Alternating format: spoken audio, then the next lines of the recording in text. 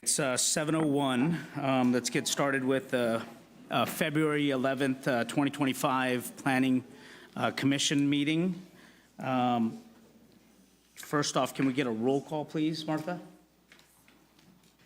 Roll call. Commissioner Jasneel Singh. Present. Present. Commissioner Jose Flores. Present. Vice Chair Renee Mendonça. Present. Chair Steve Bassi. Present. Alternate Commissioner Diego Castillo. Present. Alternate Commissioner Mohinder Kanda. For the record, he is absent and his absence is not excused. Okay, moving on to the second, let's do the Pledge of Allegiance. So members of the audience, please stand up for the Pledge of Allegiance. Ready? Begin. I pledge allegiance to the flag of the United States of America and to the republic for which it stands, one nation, under God, indivisible, with liberty and justice for all.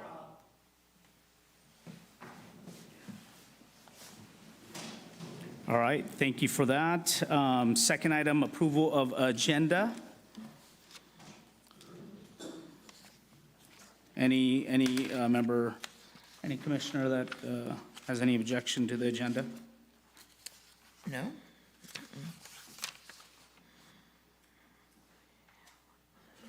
All right, Just a motion and a second to approve the agenda is submitted. I make a motion, we approve the agenda. I second that motion.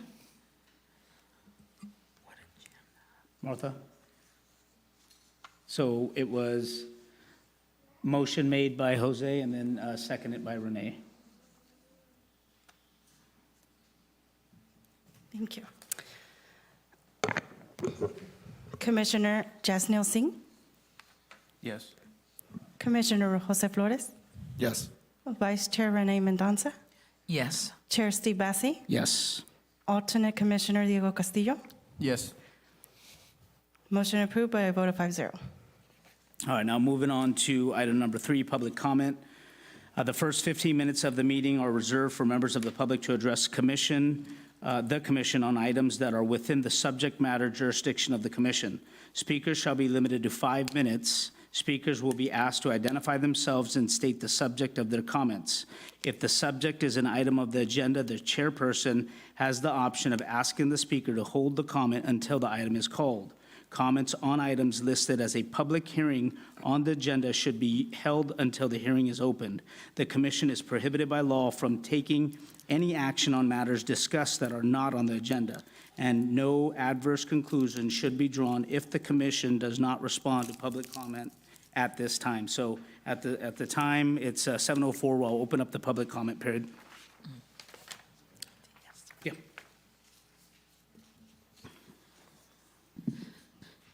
Hi, so I'm here to get a stop sign on First and F Street. Reason being, there has been multiple accidents right there. There's 4 crosswalks and just 2 stop signs. Very dangerous right there, and I just would really like 2 stop signs right there. There has been an accident recently where a little boy was killed. Because there was no stop sign right there and the cars go really, really fast. So I don't know what to do next.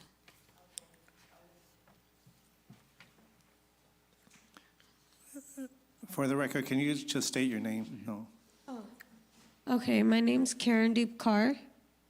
thank you. My name is Jugal Carr, and I'm my brother's sister. My brother passed away February 7th at 4:30 p.m., and all because there's 4 crosswalks and 2 stop signs. How is it that there's so many cars that go down that road, they'll go so fast? We're just visiting our brother's memorial, and there's people, while we're just crossing, they're not even stopping for us. They think that they have the right of way. That is not safe. That's something needs to be done right now, ASAP.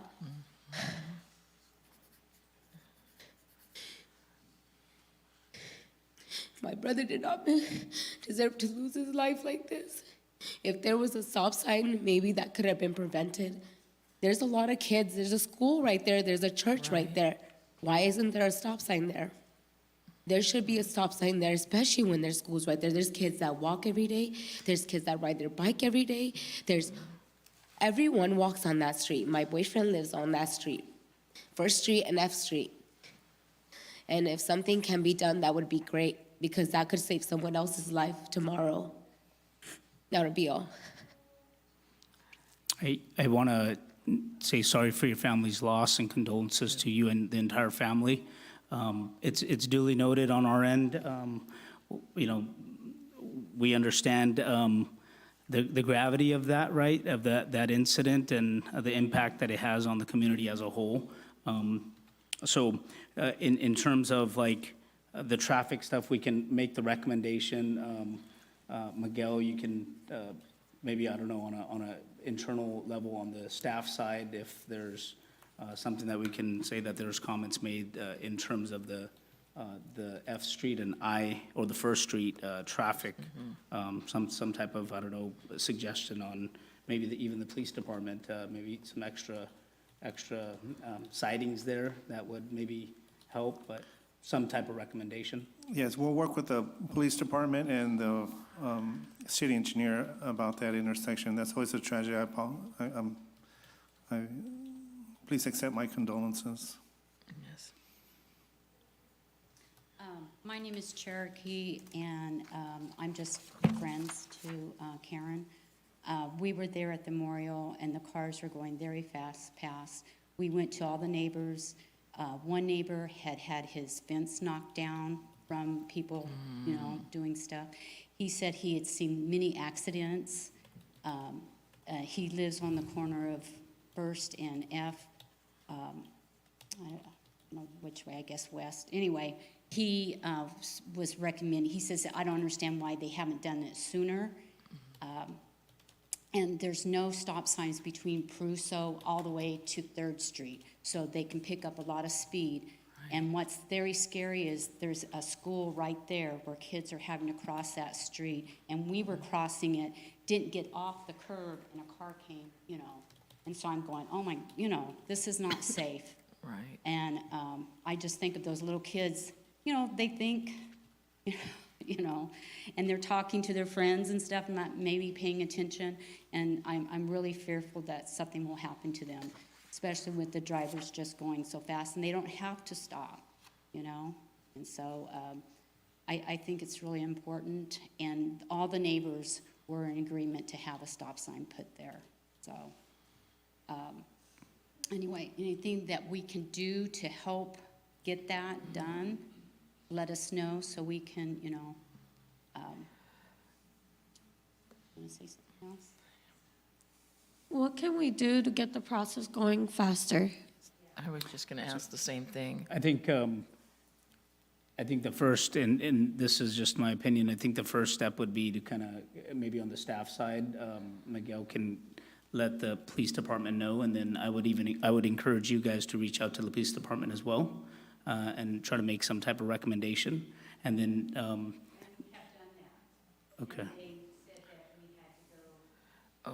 Okay. Yeah, and. Yeah, they pointed us over here. They sent us over here to you guys that we need to come and talk to you guys and bring it to your guys' attention. Yep, and so, thank you for doing that. Thank you for bringing it to our attention, and from our point, we can bring it up to staff as well, and then I encourage you guys to even attend the council meeting and bring it up in that forum as well. So you can kind of, you know, express your guys' selves and bring that topic again. So who would be making it happen? Who would be the initial person to call it, to say, yes, we can put it there? Who's the main person that we have to speak to that can get it going faster? As I mentioned, that's a decision that's made in combination with the police chief and the city traffic engineer. They'll look at all the circumstances and they'll make a decision whether or not a traffic stop is warranted, a stop sign. There's no whether or not we're going to fight to get this there, and regardless if they decide that it's not necessary, we're going to make it happen one way or another. So it has to be done. There's no deciding for you guys if you guys get to put it there or not. I know. You guys have to do it. This is not your decision. We're asking as a family if it can be put there. It can save another kid's life one day if he's crossing the street.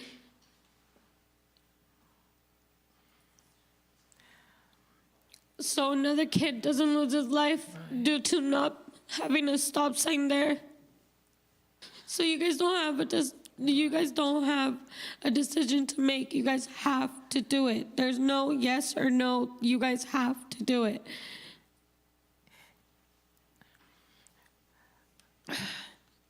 My heart goes out to your family, hon, and I'm just devastated that a situation like that has not been addressed already, and that I will personally also reach out to the city traffic engineer tomorrow and write an email about the situation and what your family has gone through, and see if we can't, I think sometimes the more people that are bringing this to their attention, that we can get it dealt with as soon as possible, or some type of answer. Sometimes things take a little bit of time to go through the protocols and that, but to get it on somebody's radar, like the city engineer, I will personally make sure that an email goes to them first thing in the morning.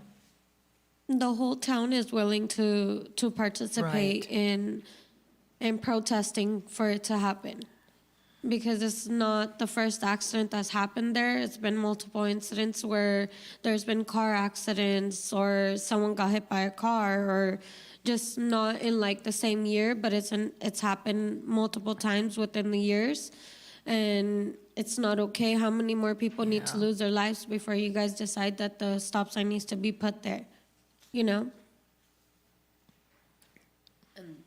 I have to say another thing. It's not just that stop sign. There's multiple in Livingston. There's multiple crosswalks. Where I live out in Grapevine, there's a stop right there where there's kids that come off of the bus and they're going home. There's a four-way stop. They don't have no crosswalk. It's new homes, so I understand. But Right. that should have been done the minute the new homes are getting built. Stop signs should be at all four crosswalks. No matter if there's traffic or not, it should be there to prevent something to happen, because it kind of like directs the driver like, okay, you have to stop. Everyone stops. If that woman would have stopped, maybe my brother would have been here today. That'll be it. I don't want to do this anymore. Thank you for your time. Thank you guys for I want to thank you guys for Thank you, making hon, and again, our heart goes out to the family in that. Any other member of the audience that wants to speak?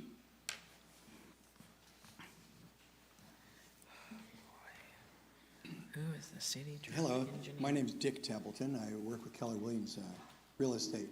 I'm working with Stan Silva. He has a couple of properties that are over on Peach. There's two parcels there that are currently listed as Ag 1. They are next door to, and I have maps here to show you. They're next door to property that's in city limits. It's right across from Peach Avenue where all those homes are, right near the high school. And they're just asking to bring those two parcels in. I can give you the parcel numbers. 047-280-006 and 047-280-007. And they're 48.2 acres and 19.1 acres. And we have another fellow here. Their family owns the property directly next to this. So the properties that we're looking at together are going from Lincoln, where the ballpark is, going east to Dwight, along on Peach Avenue. So.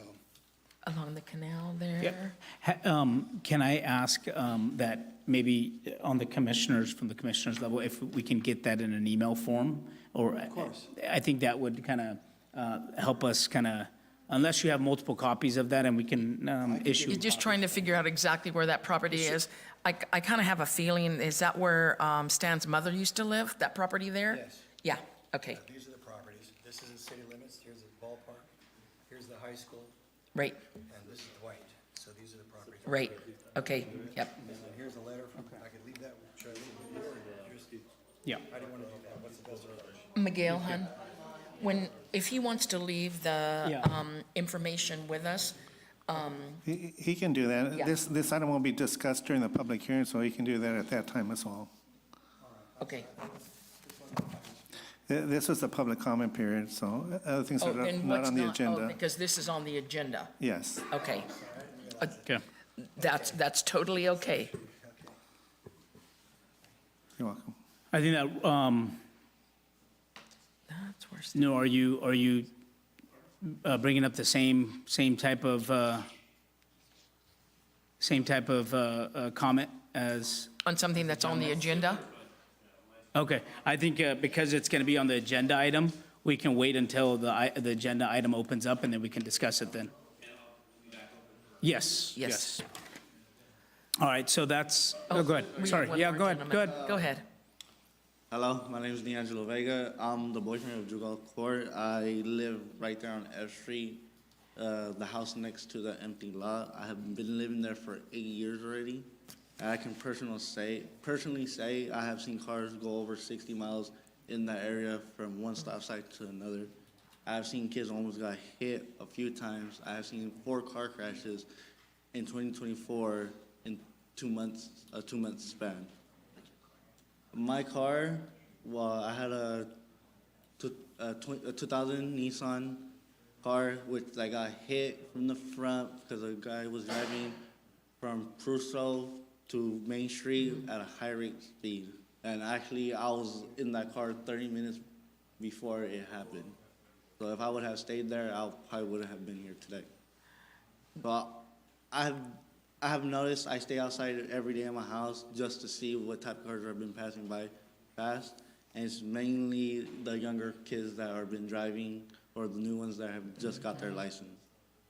And that's who was the one that hit their brother. It was another young adult who was actually another senior from the high school driving. Not sure if she had her license or not. I'm not sure if she had a permit.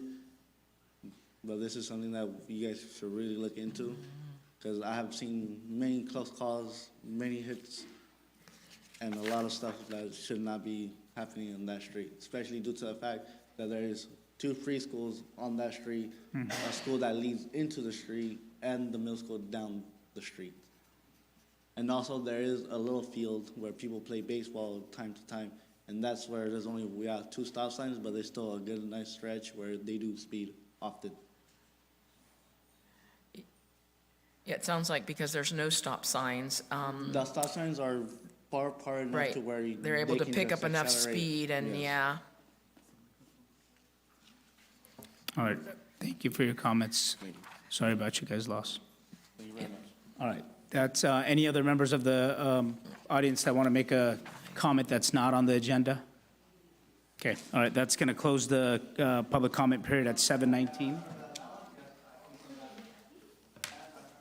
All right, moving on to item number 4, written correspondence. Miguel, do you want to take this over? Yes. That's the letter. On January 15th, city staff received an email correspondence from Mr. Noor Safata regarding a proposal for incorporation of approximately 123 acres adjacent to Sultana Avenue and Highway 99. A copy of this letter is included on page 4 of the Plan Commission agenda. I imagine Mr. Noor will also be speaking during the public hearing item as well. That's all. Would this be an appropriate time for him to speak, Miguel? No. Okay. During the public hearing. Okay. All right, moving on to item number 5, approval of minutes, and we'll break this out into 2. First item is 5A, which is October 8th of 2024 minute meetings. Commissioners, you guys had a chance to review both of those minutes. Any, for the first, you had a, I didn't see any corrections that I felt needed to be made or oversights. any other commissioners that want to make some adjustments, corrections, or issues that you see with those? If not, then can we get a motion to approve 5A? I can make the motion. Can I get a second, please? I'll second that motion. Okay, Martha, can we get, Roll call. Commissioner Jasneel Singh, Yes.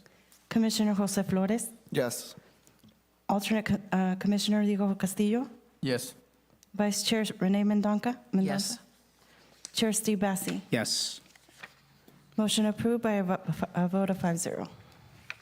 All right, thank you. And taking on item number 5B, which is the December 10th of 2024 minutes. Any issues or corrections from the commissioners that you guys want to bring up? No? Motion for that item? I make a motion that we accept that. I had a question. Remember as we went back and forth regarding the one-year extension for the conditional renewal? I know that it went from like an 18 months to 12 months, and that without looking back, we did agree on the 1 year, correct? I Is that thought what- it was a 16-month. Because it says a 1 year extension for conditional. I think that was the recommendation, and then we made that If I Because may. We're doing going to start excavation and, The original application was for a 12-month time extension. He ended up amending his request, and through his letter, he asked for a 24th-month time extension. At the end, the Planning Commission recommended a 16th-month time extension as they compromised in between. That's what happened. So if you see page 16 condition will be a on the minute, 6-month extension and not sending under not, okay. Yeah, at the I bottom. see, right, okay. I see it on page 16, thank you. Thank you, though. So Okay. we have a motion by Jose. I can second that one. Okay, Jasneel second. roll call. Commissioner Jasneel Singh, Yes. Yes. Commissioner Jose Flores, Yes. alternate Commissioner Diego Castillo, Yes. Vice Chair Renee Mendonca, Yes. Chair Steve Bassi. Yes. Motion approved by a vote of 5-0. All right, moving on to item number 6, conflict of interest declaration. Members of the Planning Commission will declare an actual or apparent conflict of interest before discussions or decisions about any matter in which they or anyone with whom they have a close personal relationship could directly or indirectly benefit, or where such a benefit could be perceived. Any members on the commission that want to declare a conflict of interest at this point? No. No? All right, moving on to item number 7, consent calendar. Seeing there's no items of consent calendar, we'll move on to item number 8, public hearing. Item number 8A is public hearing, study session of the 2040 General Plan Update in consideration of a Planning Commission recommendation of a preferred land use alternative for updating the City of Livingston's General Plan land use diagram. So I'll turn this over to Miguel at this point. Okay, thank you. As Martha loads up the PowerPoint presentation, let me introduce myself. Good evening, Commissioners, members of the staff, members of the public. Miguel Galvez, Contract Planner with JBL Anderson Land Use Planning. John Anderson is also here. He's the President of JBL Land Use Planning. Thank you, Martha. This evening, we arrive at a significant milestone on the general plan update process. This has been a long journey on this process. On average, this milestone is probably reached once every 20 years, as general plans are updated every 20 or 30 years. So to reach this milestone where we're looking at a preferred land use alternative, it's a really significant point here. Today's presentation will be consisting of 2 parts. I'll provide a real quick overview on the general plan. And then our consultants with Mintier Harnish, they'll be conducting the study session for the land use alternatives. So let me do a quick overview. And this is really for those that are new to the general plan update process, and it's really a quick refresher for those that have been involved, the general plan 101 refresher, if you will. As I was looking at this picture, just as a side note, I like this picture because it illustrates both farming and harvesting common in the Central Valley. But to me, it represents planting and harvesting of a community's ideas, visions, and goals. That's something that we do with the preparation of the general plan. Once we gather community products, in this case, we're looking for community comments, we can deliberate on what those products should be, how they should be served to the community. So the Livingston community can benefit from the fruits of the labor of the commission, the community, and the city council. What are general plans? In short, a general plan is required by state law. It is a long-term plan, as I mentioned, 20 to 30 years on average, some go up to 40 years. It's a plan on how the city should develop in the future. It looks at the current development pattern, and it forces us to project how the community's needs, its goals will be addressed and met in the future. And all this is based on a consensus build-out of community participation at workshops like this, at joint workshops, and at public hearings. I've been in city planning business for about 40 years. I started as a planning commissioners back in the mid-'80s. I know I'm kind of old now. But as I reflect on our effort and over the time that has passed, we have seen changes. And let me just quickly go through some of these changes, just really to add flavor to, the importance of a general plan. Back in when I was younger, we used to recycle glass bottles, but now we moved to plastic bottles. And now we can tailor-make our own drinks at home, whether it's a Keurig or a soda machine. Back then, we used to shop at malls. We now shop online with home deliveries. We used to prepare food at home. Now we eat out or have food delivered. We used to work from 8 to 5. Sometimes stores were closed on Sundays back in the day. Now we work modified schedules, and some people work from home. When I was growing up, we used to play outside with neighborhood kids. Now, kids interact online, FaceTime and things like that. In the past, we used to pay in cash. Now we pay with our cell phones. Public meetings like this were all done in person. Now they can be done online with people having the option to call in and voice their concerns. You can watch the video and write letters afterwards. All this reflects that we are constantly evolving as a society and changing, and it's time to reflect to our goals and visions, and our current general plan meet our needs now, and do they meet the needs of the future? So today, we will be asked to look at the planning's crystal ball and paint a community that we would like to see and change into. So that's just a little quick of the general plan. The general plan is a tool on how we manage growth. You can see here on the screen, the general plan is at the bottom. It's the foundation for all decision-making. This is adopted by the City Council through recommendations by the Planning Commission.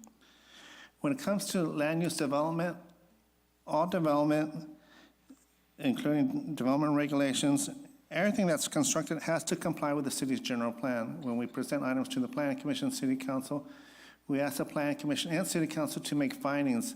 Does this project, does it meet, is it in compliance with the goals and visions that the city had as identified in the current general plan? The general plan, together with the zoning ordinance, the subdivision ordinance, are considered organic. That means that they can change whenever the community inspires that we need change. They are not set in stone.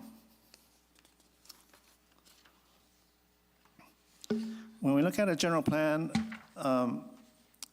it used to be 7 elements. Now we are required to have 9 elements as listed there.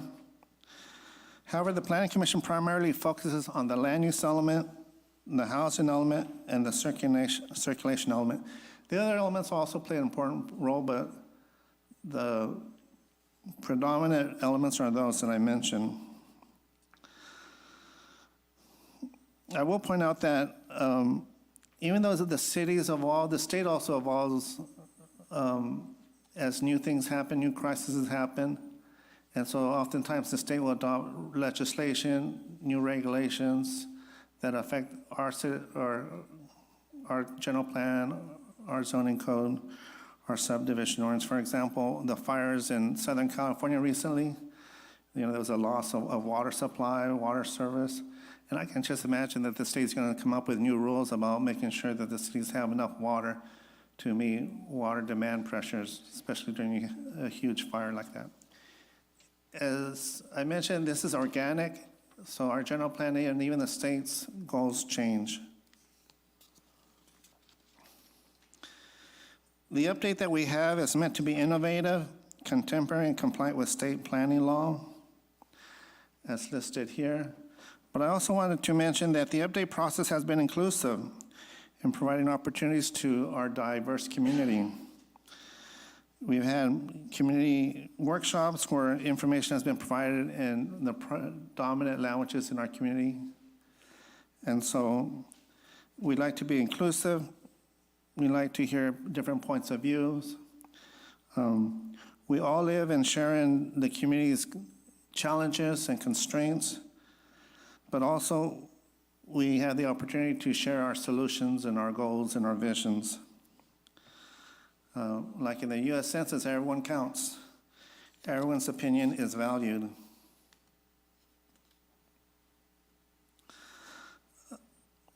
The focus of the update,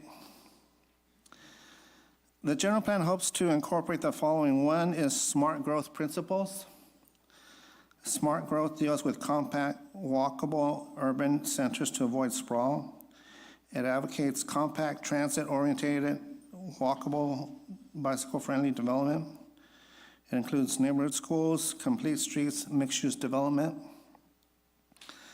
The general plan also includes a growth strategy that not only identifies where growth is to take place, but how city services like water, sewer, public services are to be provided and how those are paid for. It also endeavors to identify an economic development strategy that provides choice and stability to community residents and business investors. As I mentioned, this has been a process, and we're midway. We're in that highlight area number, phase 5, which is evaluating alternatives. Some of the things that that have been completed are the preparation of the existing conditions and trends, community vision and guiding principles, and we've started to review different land use alternatives, which we're going to get into in a little bit. Looking forward, the next steps. After this evening today, we're hoping that we can have a preferred land use alternative that can be recommended to the City Council for consideration and adoption. They can always, it'll be considered a public hearing as well. Once a preferred land use alternative is selected, then the consultants will begin in earnest in preparing the general plan chapters, the general plan elements to be more precise. As part of that, they will also begin to prepare the environmental document. Typically, it's an environmental impact report that identifies all the potential impacts from developing the general plan build-out and what mitigation measures or conditions can be identified to reduce those impacts. And then at the end, they come up with a public review or a final document for adoption. That'll be coming back to the Planning Commission before it goes back to the City Council. So it's a reiterative process, but we're halfway through the process here. At this point, let me reintroduce the city's general plan update consultants. Mantir Harnish, we have Jim Harnish, the project director on my right, and Michael Gibbons, the project manager. Their subcontracted firms there are listed. They're not here today, but they're listed. They will facilitate tonight's land use alternative discussion by reviewing the land use alternatives and receiving input from the community and the commission.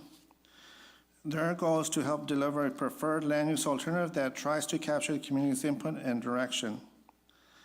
At the end of their presentation this evening, staff recommends that the Plan Commission conduct a public hearing soliciting comments on the different land use alternatives.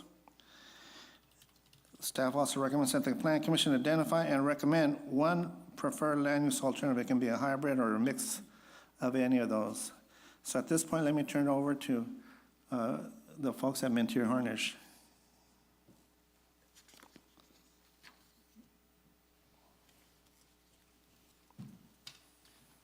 Well, good evening, Commission. It's a pleasure to be here. Again, my name is Michael Gibbons. I am a project manager for Mantir Harnish and the project manager for this project.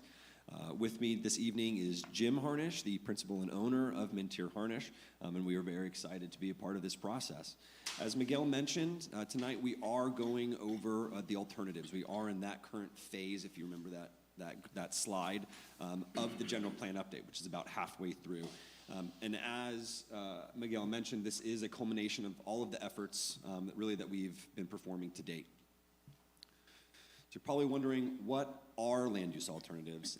The best way that I like to describe land use alternatives is it's almost a what-if scenario and us analyzing those what-if scenarios. So what would happen if we developed this part of the city? Or what if we prioritized commercial over housing? And it's really an iterative process of producing ultimately, what our goal is producing a new general plan land use map through this process. Now, every general plan has a land use map. The general plan land use map is important for a multitude of reasons. First of all, it guides the overall and general layout of your jurisdiction. So every city and county has to have a general plan. A land use map coincides with that. The general plan guides the general layout of the city by really dividing the city up into what we call designations or different categories. And those different designations and categories specify different types of allowed land uses, the intensity and the density of those land uses. And really the intent here is to produce a new map, and that new map then allows us to run different types of analyses, geospatial analyses, so we can look at transportation, infrastructure, safety, land use, and all around just allows us to have a better idea and plan more strategically our communities. So our approach for this phase is multifaceted. First, it started with the creation of what we call alternatives. Think of those as just different types of land use scenarios. We've developed really 3 scenarios, all out of direct input from the public via workshops, open houses, in public hearings and study sessions like this evening, as well as looking at the adopted vision statement and guiding principles that the council adopted about 2 years ago at this point. After we developed these land use scenarios, we then analyzed them. We looked at what would be the capacity if we were to prioritize housing here or build commercial here. And then we looked at the pros and cons of those. We documented all of our results and all of our findings in what we call a land use alternative summary report, which was a part of the staff report, which documents our findings. And in that summary report is really what we're going to be discussing tonight. The summary report is a point of comparison. What it allows us to do, again, is it allows us to look at the pros and cons and the trade-offs of these various scenarios that we've developed and built out. And that's what really this is. This is a summary report that is summarizing a theoretical build-out, if you will. And the goal is to provide enough information to the general public, to the elected and appointed, so that you can select and make a recommendation on what you feel would be a preferred alternative for the general plan update. City Council ultimately will select the preferred alternative. So as the Planning Commission is the advisory body, you will be forwarding a recommendation and your comments to the council for consideration. The selected alternative will then be the basis for the new general plan land use map. From there, after we have that map, then we can actually start running a lot of these analyses and reports. So we can start looking at your evacuation analysis reports. We can look at what is the impact potentially on water or how many on hazards. And really that would be documented in what we call an environmental impact report. Every project has to, at least this size, has to produce something similar to this report for environmental compliance. But this is where we really get to see what are the potential environmental impacts to this preferred land use alternative. So I had mentioned that we had developed these land use scenarios with public input, and here are really the key topics and the concepts that were our direction and our focus while we were developing these alternatives and going through the public participation process. So downtown, revitalization of the downtown, housing, improving housing, creating additional opportunities for employment, investing in more multimodal transportation and infrastructure, and then increasing and encouraging park and recreation land uses. For this phase and for this process, we developed a total of 3 alternatives. As I'd mentioned, this is a summary report that is a point of comparison. And so one of our alternatives is really a no change comparison. And it would be what is the baseline if we were to today not change your general plan and what we could reasonably expect in the next 20 to 25 years. The other alternative takes a different approach, and it is an approach of what if we focused on infill development? And then we have an alternative that looks at expansion. So what if we looked at maybe acquiring or designating parcels outside of the current city limits or sphere of influence? To help guide this process and make it palpable and more understandable, we honed in on what we call focus areas. And these are focus areas that we have identified through public input and consultation with city staff and the Planning Commission earlier on last year. These are areas that we've identified that we feel are most likely to change or have the opportunity to change. Again, this helps us narrow our focus. As part of this general plan update, is not assumed that every parcel in the city is going to change a different designation. So what these focus areas allow us to do and allows the general public to do is to take a look at this land use map and see where we're actually proposing potential changes. We've identified a total of 8 focus areas that run all through each of these 3 alternatives, and as I go through these alternatives next, you'll see them identified in the map. But as mentioned, there are 8, and here is a map that is showing them. We have the Gallo West focus area, the Winton Exit focus area, Peach and Main, downtown, the North Downtown, the Hammett Exit area, Kirtner Canal, and then what we're calling the 99 and Sultana focus area.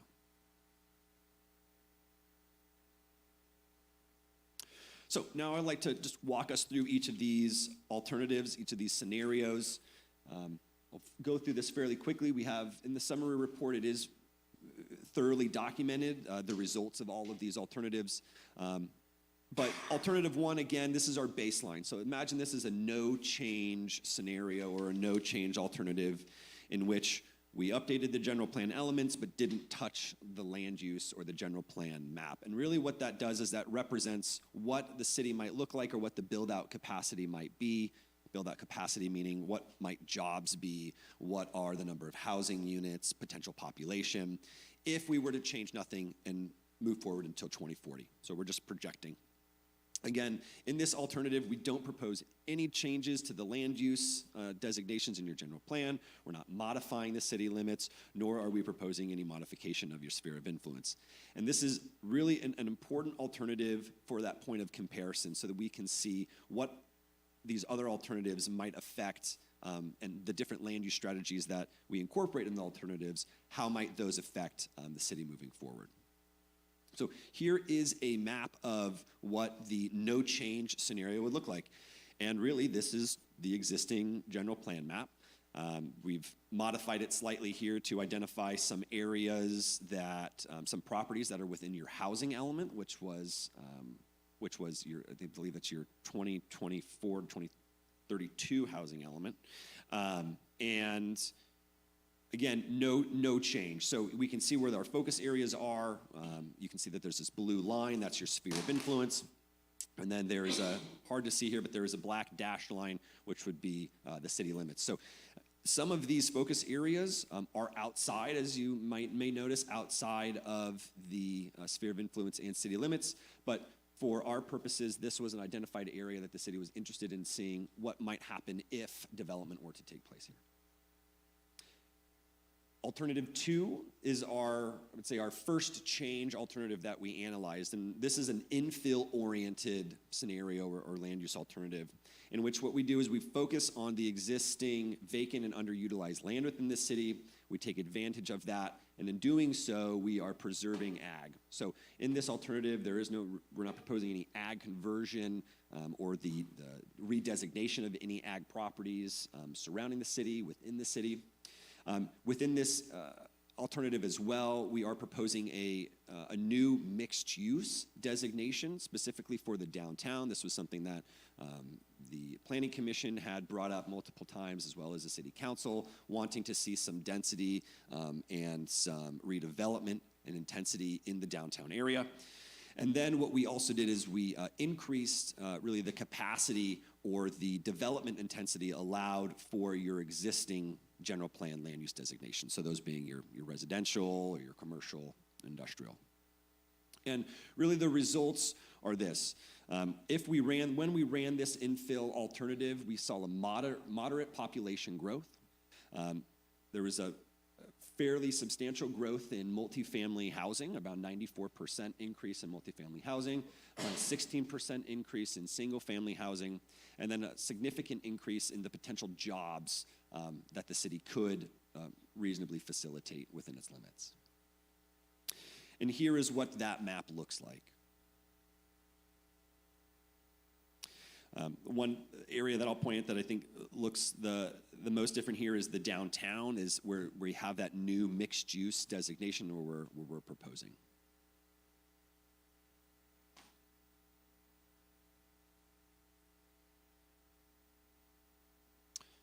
Alternative 3 takes a different land use approach that we analyze, and this is more of an expansion. What if we not necessarily focused on infill and increasing densities, but what if we looked out at expanding city limits or expanding properties that are outside or inside the sphere of influence but outside the city limits?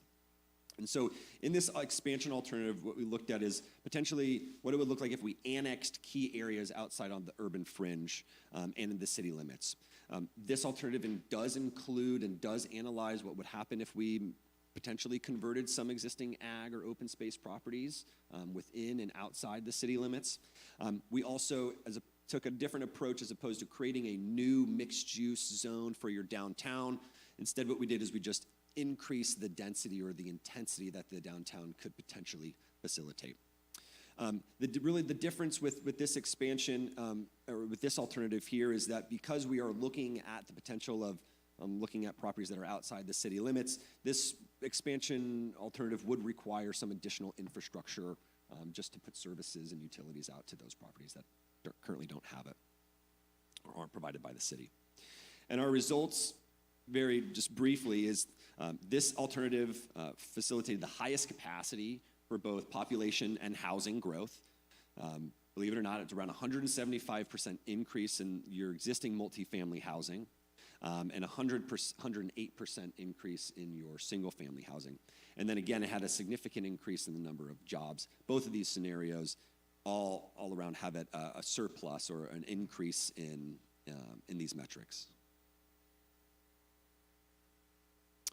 And here is a map of this alternative.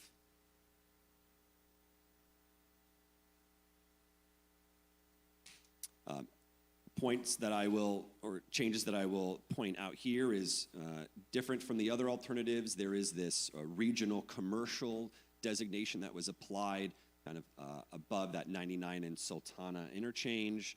There's also a proposed new designation for the Gallo West area in which it would require a specific plan in order to be developed as a proposal. And we can also see some of the changes in the downtown core, not showing that new mixed use, but rather the existing downtown commercial designation that you have.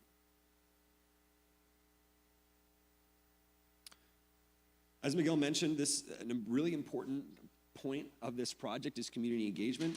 These plans and these general plans really mean nothing unless the public has the support and is providing a voice for their direction and their preference.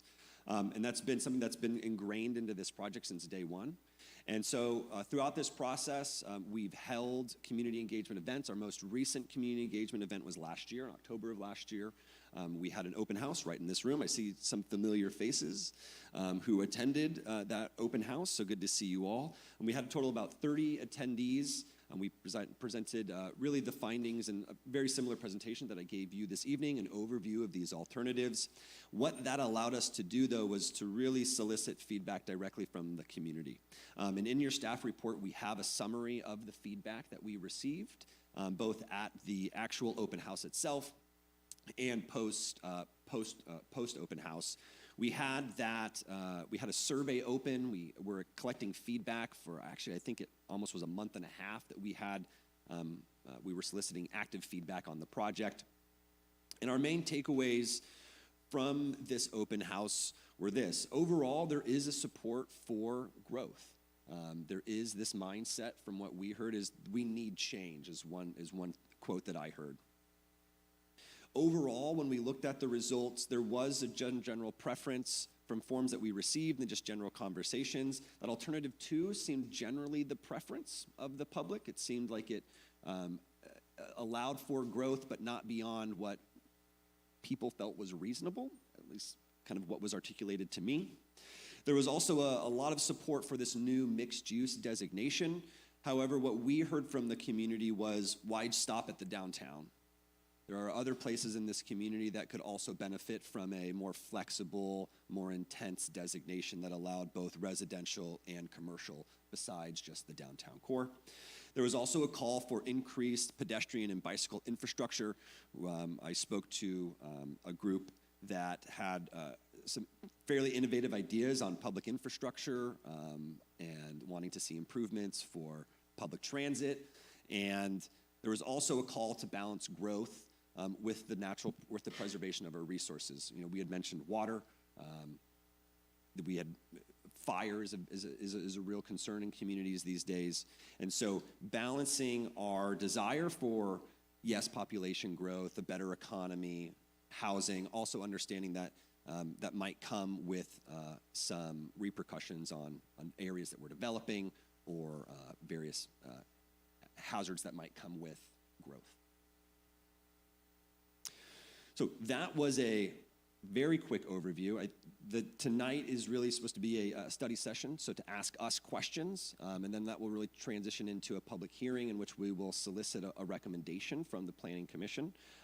But at this point, I know this is a confusing topic, so I would like to hand it back to Miguel to facilitate questions from the commission, or if you have any clarifications that you would like to have from the team.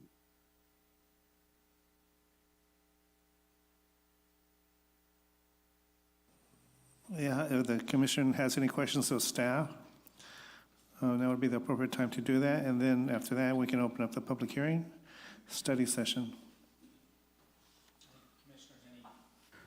Any questions? I have a question.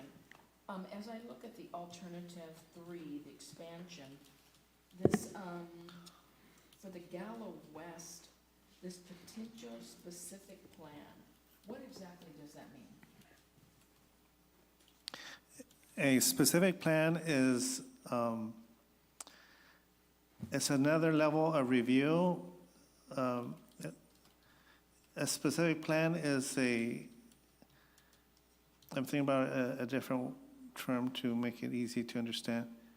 It's kind of like a mini general plan. It's kind of like we have this general plan, but now we're going to focus only on this specific area. And then they're going to focus on many of the similar things, infrastructure. They're going to focus on housing and parks. And one of the things that benefits with a specific plan is you have the opportunity to develop specific design guidelines and financing mechanisms like for infrastructure, for streets, sewer, water lines. All these things will be identified. And any development that would take place in the specific plan would have to conform to that. So you have an ability with a specific plan to kind of dictate a little bit further how development in that area should look and when and how it should develop.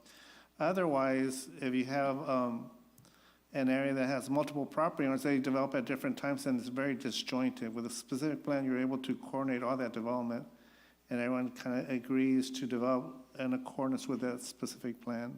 I hope that makes sense. Well, it does, but then it kind of brings me to another question. With that specific plan,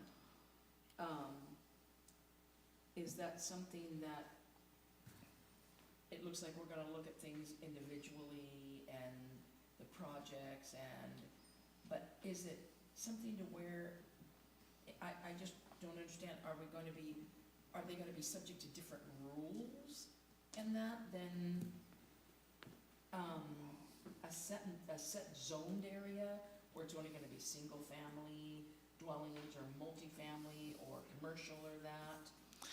The specific plan allows that flexibility. It can say, you know what, we want to develop this area with a certain theme.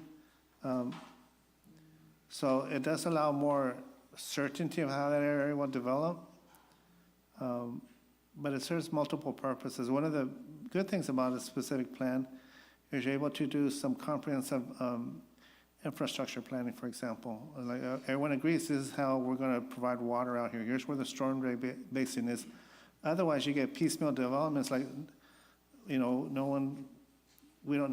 where the storm drain basin is going to be located. But if you identify that all up front, it makes development of that whole area much more easy. Everyone has a general concept of how that will develop. Like, remember, we're going to put the park over here, the school over here, and then it's like there's certainty as to what an area will look like. I have a question, and just to piggyback off of Renee there. Is there a vision for that Yellow West?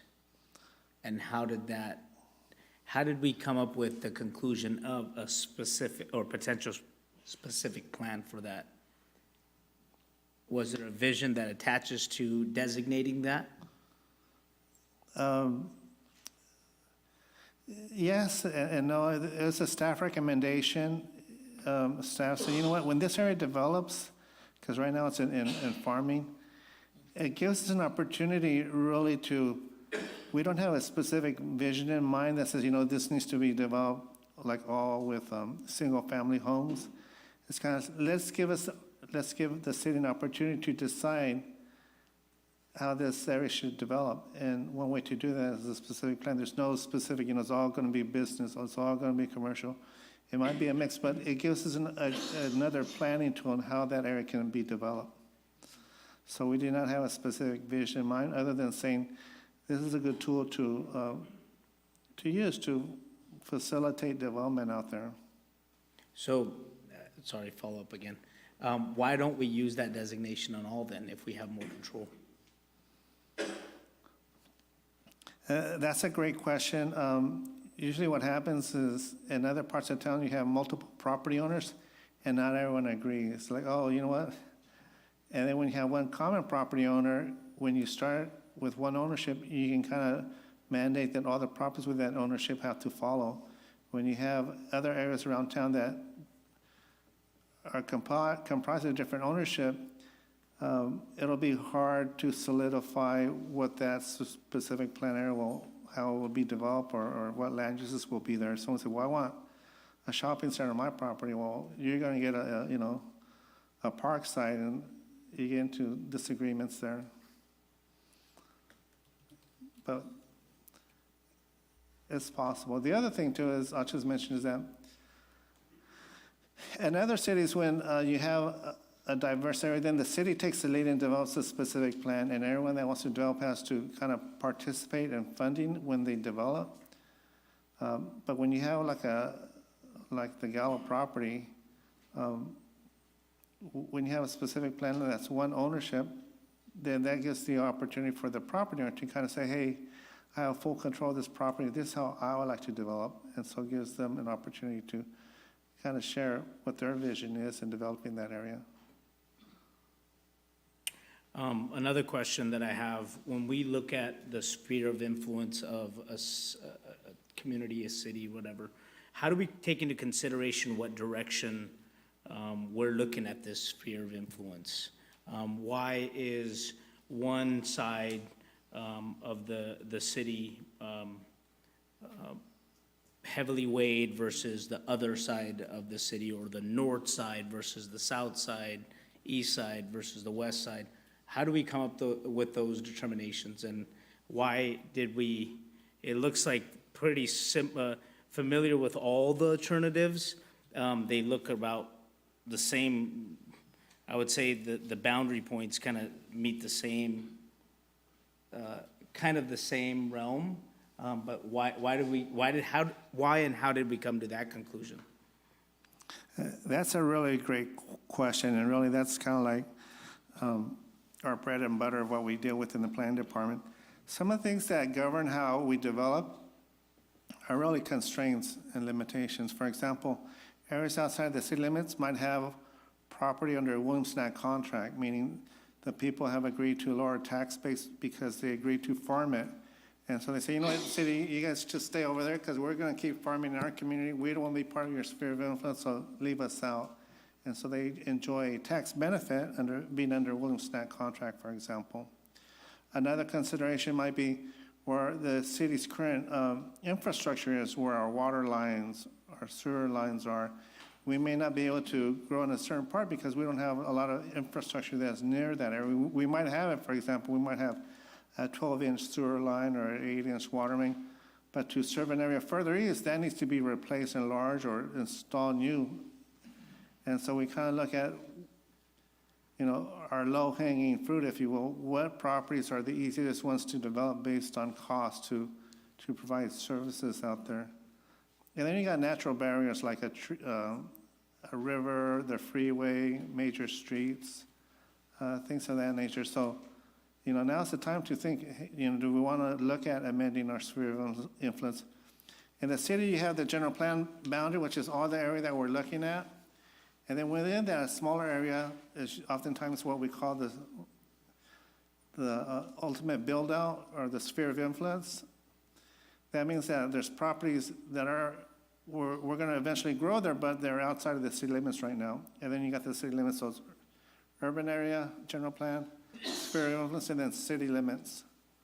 And then in the city limits, you have vacant property and developed property. How do we go about making that recommendation to grow or, you know, change that line of sphere of the influence? That's part of this exercise and tonight's meeting, and say, you know what, our recommendation would be, for example, alternative 3, and you can determine by consensus, do we want to grow to the south, do we want to grow to the east, or what north, or what have you.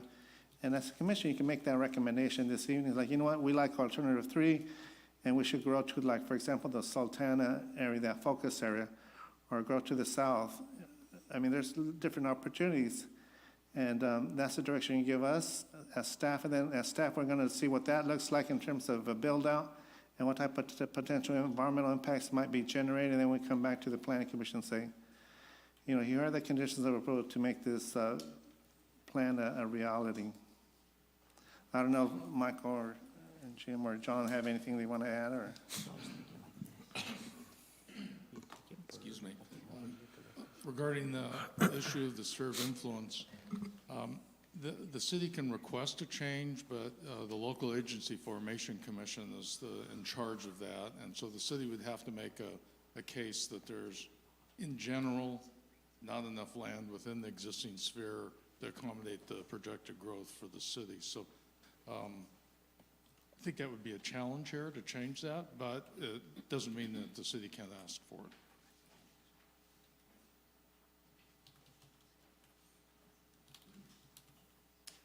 John Anderson with JB Anderson Land Use Planning. This is a very important task that you as a commissioner have to deal with.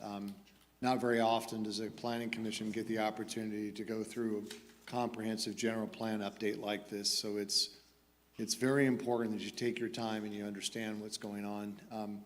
What you see is a plan that's kind of evolved over the last 5 years or so, and as you saw, there's still work to be done. Land use alternatives is a critical juncture in this entire process, and understanding that's extremely important. The City of Livingston has got some limitations. You guys know the limitations. There's a water issue that's going to limit growth and development long-term.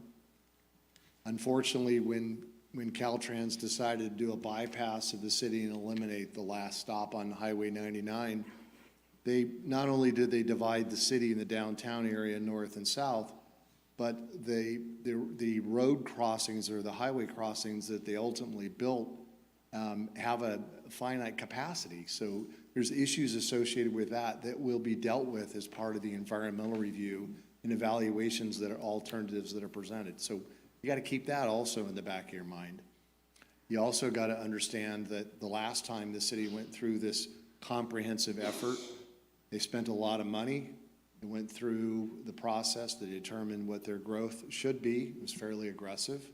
And ultimately, that growth plan was denied by the courts because it was too aggressive. The impacts on ag were significant and unmitigated. So that's another one of the issues that, quite frankly, the general plan team's been working with and trying to balance with the alternatives that are presented to you tonight. You need to understand all of this. A specific plan, like Miguel and Mr. Jim Harnish, he's got more time on this than I, but I've been doing this over 40 years, and a specific plan is gosh, it's a way, quite frankly, for a city to really get very creative within that particular area and boundary. Certainly, that specific plan has to comply with the policies that are set up through the general plan, but it gives the city, quite frankly, the opportunity to do some really cool stuff within that area itself. A specific plan is, in my opinion, one of the best tools we as planners have to really instill how that development is going to occur. What Miguel has said is that, you know, creating a specific plan with a piece of property that's owned by a number of different owners sometimes can be very, very complicated.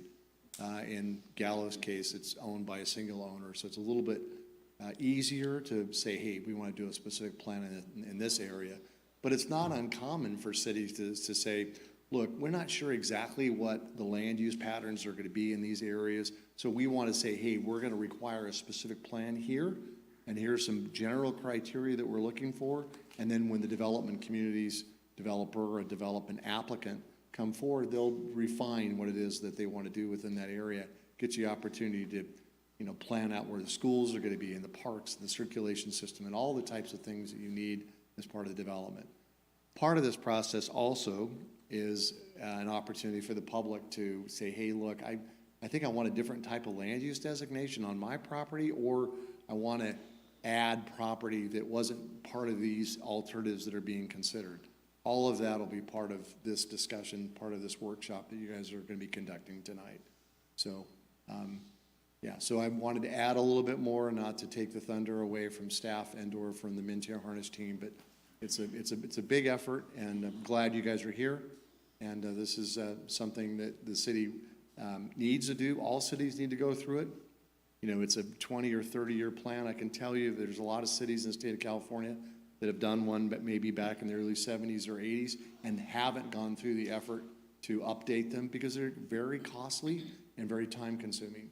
So I think the city of Livingston is very lucky that we are going through this process. Even though it's taken some time, I think we're in a good position now to evaluate the alternatives based on the public input that's been presented so far. So thank you.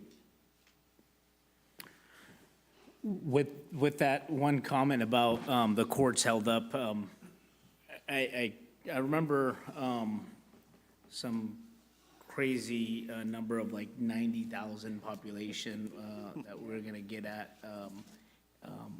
Do we know how, in comparison to that, how does this, even alternative number 3, how is that balanced with that 90,000 number that was rejected back in, I don't know when it was.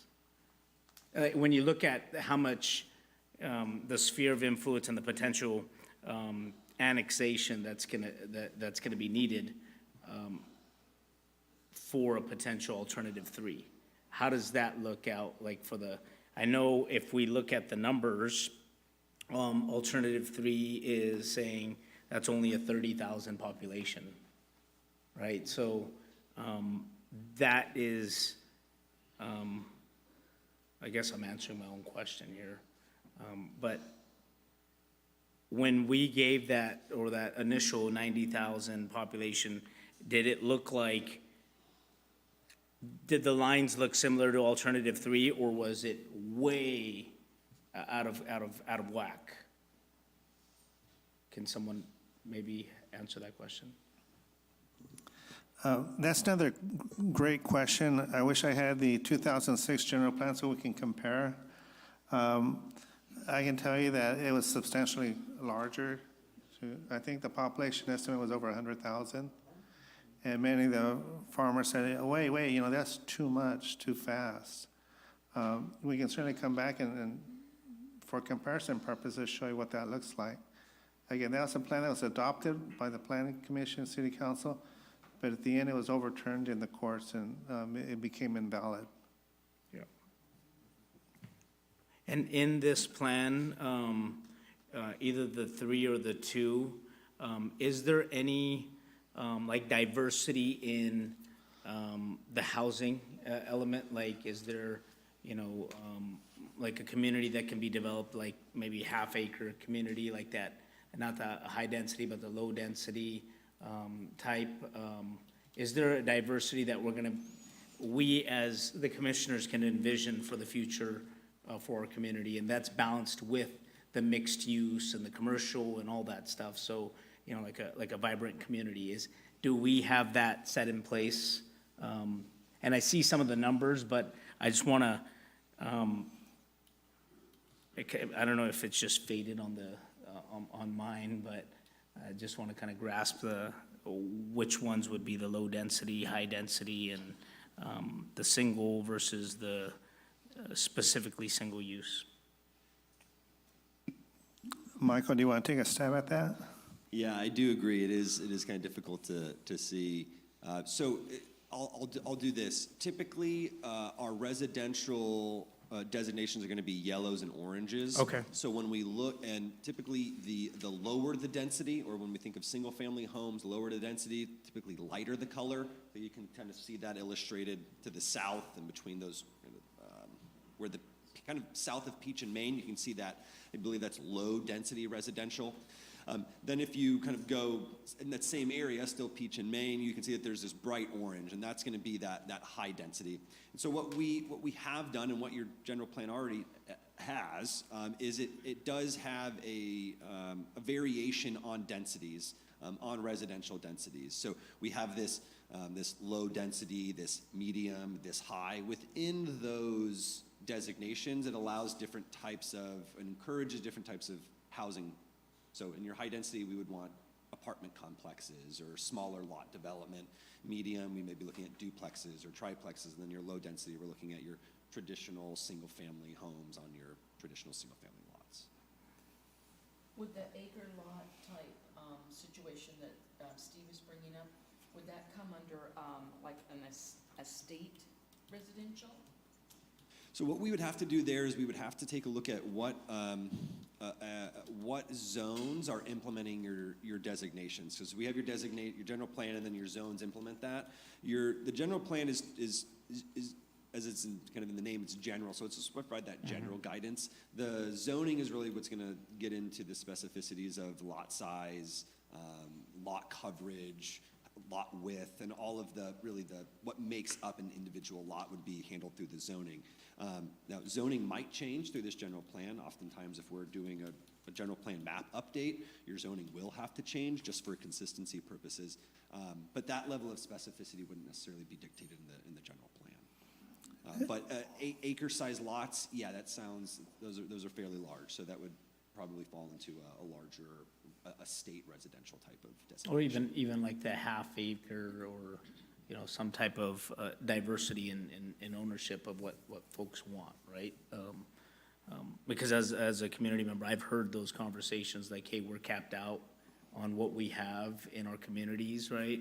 But is there other developments coming? Is there other type of housing that's gonna be available? So just food for thought. I had a recommendation of, I see where south 100%, like we see Magnolia on the alternative 2 and 3. Have we ever considered, like the bird eucalyptus, like taking it one notch up? We're at Olive and we've sat at Olive for several years, taking it up Bird, up and over Dwight, and then come back Yamato Road and encompassing that little L section.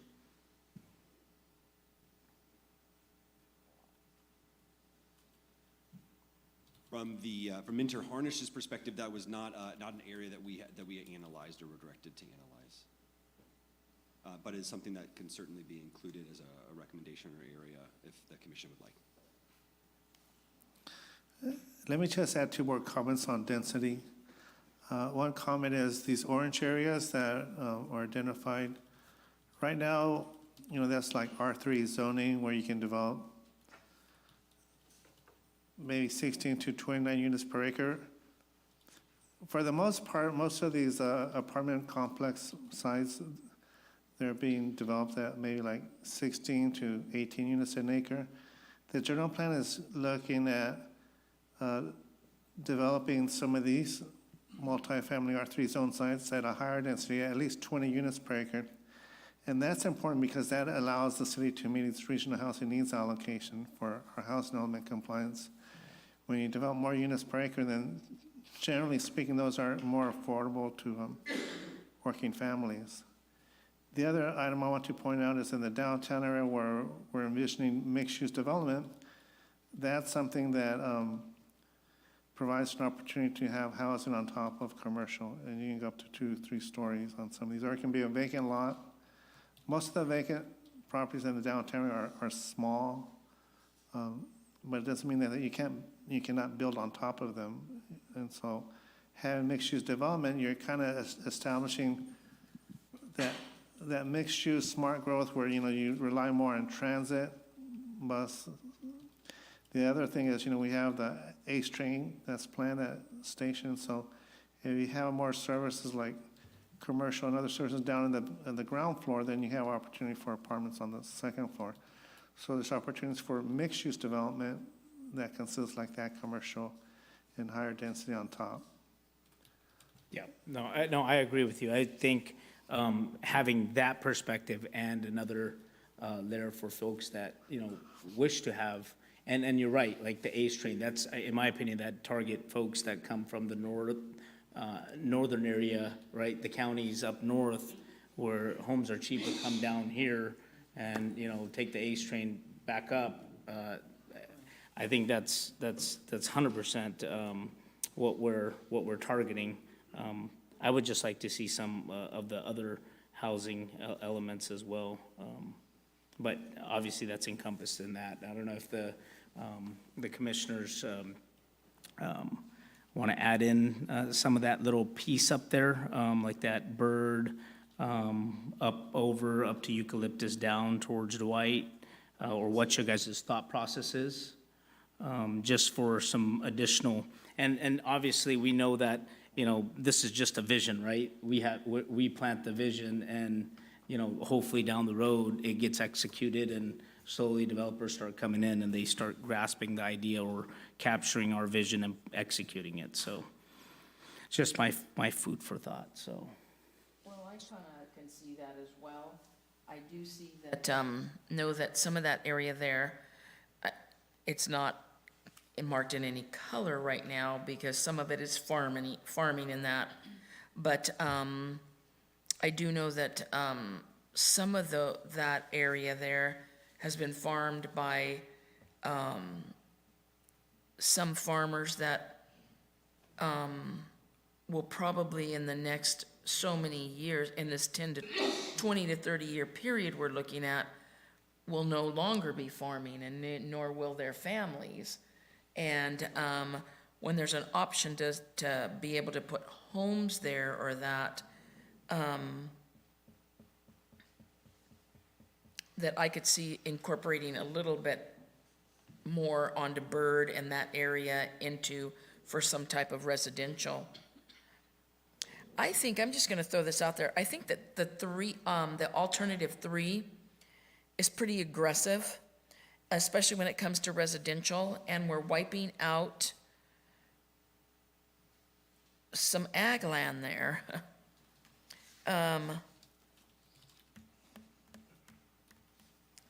Whereas 2 is giving us, and I guess I'm just talking to be throwing this out there, for any comments or that, where 2 is, we're adding residential, but it just doesn't seem like we're still adding enough residential. Yeah, Renee, It's I'm almost seeing like the you same blend map of- almost. A blend of 2 and 3. On the 2 and 3 in my, like, Has anybody else got comments on those? My observation is when we look at our current plan, the purple area, maybe I'm seeing too many purples, but it almost looks identical apart from like Sultana and Gala West, right? Where we're trying to grow existing, and then we added bits and pieces of land. But I do agree that we need to maybe look outside of those, right? A different scope further out and evaluate homes. As far as 2 and 3, I believe, you know, again, I would say that 3 is kind of aggressive. We need a hybrid approach. And then, you know, another point, I think it's a little bit off topic, but Miguel's on topic. For infill number 3, it says new downtown mixed-use designation, right? And you had mentioned that our existing infrastructure will not allow us to build on top of that, correct? Is that what I kind of heard? I'm not sure I understood the question. Will the infill development accommodate the new growth? Is that what you're saying? No, I think I got off topic, 2 things, but just to comment, yes, I do believe we need to explore other land areas, such as Steve mentioned. And then the second, 3 is aggressive, 2 and 3, there should be a hybrid approach. And then a separate topic that I have is, I have a question on the downtown designations as it relates to the option number 2 and option number 3.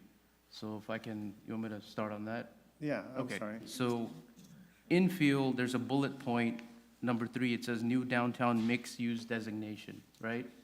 What I'm comparing that to is the alternate 3, number 3, where it says increase the maximum FAR in downtown from 1.0 to 1.5. As I was listening to you speak, you had mentioned that, you know, we want to mix use some of the downtown, but the infrastructure wasn't there to support like a second story, right? And where I'm going with this is, what is the difference between the 2 bullet points? And maybe I don't understand FAR enough to understand what does it mean when we're saying increase maximum FAR from 1 to 1.5? Like, what are the differences between the 2 alternatives there, 2 and 3, in relation to downtown? It's a little complex, but let me give a stab here. On the issue of infrastructure, you're absolutely right. You know, when you add increased development density, it generally means, you know, we need to upsize our sewer lines and water lines. And so when we look at increasing density downtown, then we're gonna have to look at our current system and see if it's adequate to accommodate that level of development. If it's not, then we just make plans to do that, to enlarge the water lines, sewer lines, and things like that. When it comes to the FAR, the floor area ratio, that has to do with, you know, usually you say the density is like 1 or 2 units per acre. With floor area ratio, you're talking about like how tall can you go? How many units can we put on there? I haven't looked at the comparison between 2 and 3 for the floor area ratio build-out of the downtown area. I don't know if Michael has an idea what that difference might be? I think the biggest difference that I see is the allowability of land uses. So while the development standards might be similar and it's what you're allowing there, and right now it's just commercial. And so with mixed use, yes, we would want to increase the intensity or how tall it is, but really what we're introducing and what we're recommending is let's look at other uses besides just retail. So whether that be office or residential, whether that be residential on top or residential in back, but looking at different typologies. And see, that's where I see the biggest difference between alternative 2 and alternative 3. Alternative 2 says, let's create this new mixed use zone that allows residential and commercial. Alternative 3 says, let's not allow residential in downtown, let's keep it commercial, but let's make it more intense commercial. That makes sense. And I like how he brought that up, because when he mentioned hybrid, can we allow that component of mixed use with residential commercial in the third alternative? Absolutely. You know what I mean? Like kind of blend both of them together and still have that vision, because we got to remember, like sitting here, we're talking about 2042, right? And on. Like when we walk outside, we're like, okay, how is this going to look? We kind of have to paint that picture in our brains and say, oh, we're not going to be sitting here, right? So it's going to be the future that says, man, what do those folks do, right? So you have to have a vision to start, and I know I just got to see that 2003 or 6 craziness, that 100,000, and it's a vast land area. I understand that alternative 3 looks very expansive, but I don't think a 30,000 population difference is that extreme for, 20 plus years, 20, 30 plus years. Maybe I'm just being an optimistic person, but I just think maybe like how Jasneel said, like you look at that, you look at those, the third alternative, and then with that downtown, you have that mixed use with the residential as well. Don't just limit downtown with the alternative 3 as all commercial. Like, and in my mind, what I think of when I think of like that downtown mixed use area, and first thing comes up, and it's a bigger city, of course, but it's Santana Row kind of concept, right? Like you have a blend of everything that's there, right? The restaurants, the housing, the multi-family or the single family dwellings on top, and it's just a vibrant area, right? So that's how I see it, but please, you guys give your guys' input. Diego, I know you got a lot of development ideas and stuff. Please give us your input. Just for the audience, would you be able to explain? It looks like the I guess you call it the outline or the layout of alternative 2 and 3 up to the 2024 plan area. Is it the same coverage, or is it different with the exception of the land uses or the zoning per map? And if so, let's say for example, alternative 3, you guys there's areas where it says urban reserve, and a lot of those areas, if you go to alternative 2, they're on the legend, they're classified as agricultural. So does that mean if we go with alternative 2, that agriculture in the future wouldn't be able to get rezoned, that it's set for agriculture? If you were to go with a designation, correct, that property would be redesignated to agriculture. We would have to apply then a zone that would be consistent with that. So that would likely be an ag zoning district. Getting back to the hybrid though, there can be this hybrid, and oftentimes there ends up being a hybrid alternative going as far as being recommended to the council with little bits and pieces of each alternative. But yeah, I'm sorry, I'm not sure if that answered your question about ag. Yeah, so I guess just so the audience and we can, and us as commission can understand, so alternative 2, if you look at the majority of the map, has a lot of green area, which is on the ledge, and it's marked as agriculture. A lot of that land on alternative number 3 is marked as urban reserve. So can you explain what the difference, if we were to, let's say, select alternative 2, where it's agriculture versus urban reserve, what does that do for future development or future, let's say, rezoning of that specific land? So, understood. So yeah, ag will very much limit what you can and cannot do with on your property. And that's really the intent. It's a single-use designation, single-use zone. You might allow some residential, maybe a single-family home for the ag operation.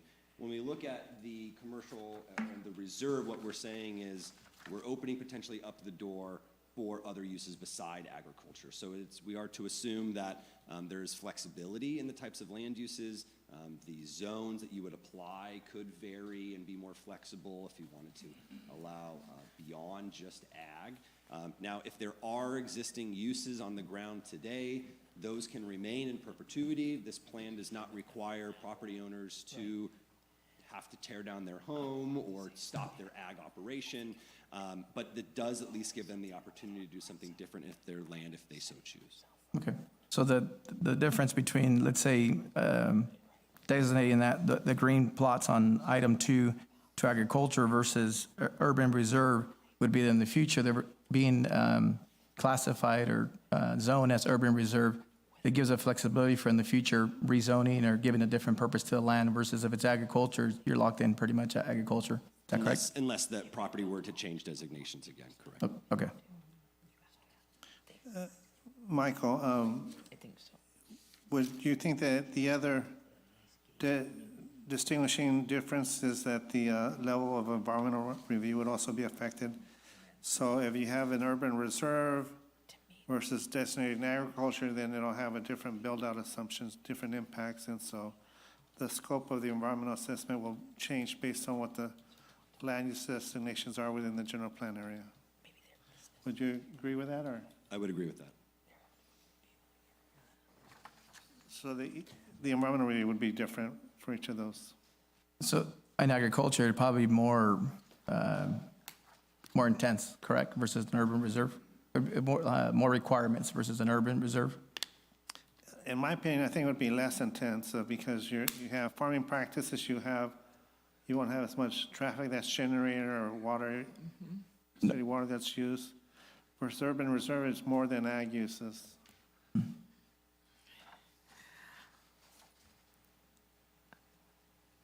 I know that 3 is a little aggressive in that, but as we look at moving into 20, 30 years down the road and that, you're looking at the ACE train.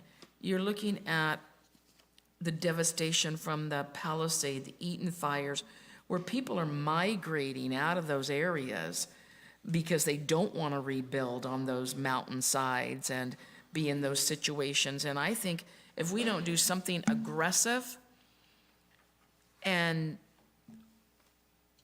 we're going to be setting this city up for kind of staying about the same way it is. And if we don't go the aggressive route of 3, where we can put in the businesses also and the stores and the restaurants that can support all this residents we're bringing in, we're also causing people to not spend their money in our city again. So, but you're saying that we love everything about the alternative 3, but with this specific plan area, we may have a little bit of issue, or we may need to stretch out to Bird a little bit, and that would be your hybrid. The commission can choose, and they can pick and choose which areas they would want to incorporate in your preferred land use alternative. You can say, I like this part under. Okay. You can drop off, for example, the Gallo specific plan area and say, you know what, you should go to the north. That's what the majority consensus of the commission is. Mr. Chair, just to kind of take a step back and clarify the big picture, the 3 alternatives were put together to enable us and you to get a comparison of if we did this versus this. none of the three are proposed. Right. And they're all open. My suggestion is figure out the one that most reflects what you think is best for the city, and then start making changes to it, to kind of do exactly what you're talking about. Fine tune it, deal with issues, maybe make it more flexible. You like some things, you like the mixed use, but not the, like we were talking earlier, but not the full commercial. Those kinds of things are all kind of the purpose of this, is to go, hey, what if we do this? Why don't we combine this? And in our experience, virtually all of the resulting preferred land use alternatives are hybrids. They take mix and match, a little bit here, a little bit there. So basically, these are our starting points, you know, and then we make our, any type of recommendations or changes we want to see. And those changes, are we deciding on those tonight? That would be preferred. So, You're in charge, so. yeah, I'm thinking that we're all feeling like number 3 is probably one of the better options, but I do see that we want that mixed use downtown just because of the A train coming in. I think that's going to be, I think, the consensus of most of what we're looking at. Pushing forward. Yeah, pushing forward, because I think with the ACE train having a little bit more flexibility in the development for what we're going to have downtown. But is there any issues on what you guys see on that third for the development of our ag land? I think that's the only other issue. So if you look at it, and we have some neighboring land property owners that are in that sphere there. Can we open it up to them too for this, like, comments, or how does this? I just wanna- It's up to the commission. If you want to open it up and hear comments from the public, you're welcome to do so. Yeah, so we have couple, so if you look on south, like, towards the Magnolia area, and the gentleman presented that earlier, like, if we take into that consideration, what are your thoughts and what are your feelings as property owners? What would you like to see? Is that something that, if it goes there and there's a development of some sort, would you like to see development, or is the agriculture that you guys would stick to and say, hey, we wanted the property to be annexed into the city, but we thought it was gonna stay ag, right? So maybe if someone wants to kind of speak up on, can you please come up to the podium there? The desire is to bring it in for development, for residential development. Okay. That's what the direction is. And I believe you're also saying the same thing? Also same thing. He's got 19 acres and it goes right up to Dwight. We're looking at those properties in combination between his and then Stan Silva's going along Peach toward where the ballpark is for the high school. That little section in there. One piece is already designated as in city limits. We're looking at bringing those other pieces into city limits down to Dwight. Got it, okay. Yeah, so that already kind of gives it, and you guys are the bottom half of there, but that's already a significant amount that you guys are already in agreeance that that's what your guys' vision for the future as well. So it seems like it's kind of aligned with what this already calls for. Right. Right, so, I know there's a, Noor, you're here as well. I don't know what your, if you can identify where your property's at on here, and if you want to make a comment on it. Yes, I'd like to bring up a few parcels. If we go to alternative 3, which I feel it's a little bit of a mischaracterization to call it aggressive. I think it's more optimistic. I think it's good to bring progress to Livingston. That way we have more money for speed bumps, stop signs, and general stuff. So I have a few parcels. There's one that I looked at later, I think it's already included in here. So Got it. listed all the APNs there. I said this in here. Yeah, this is excellent because it takes advantage of that beautiful Santana Liberty exit. And, as we know, Winton,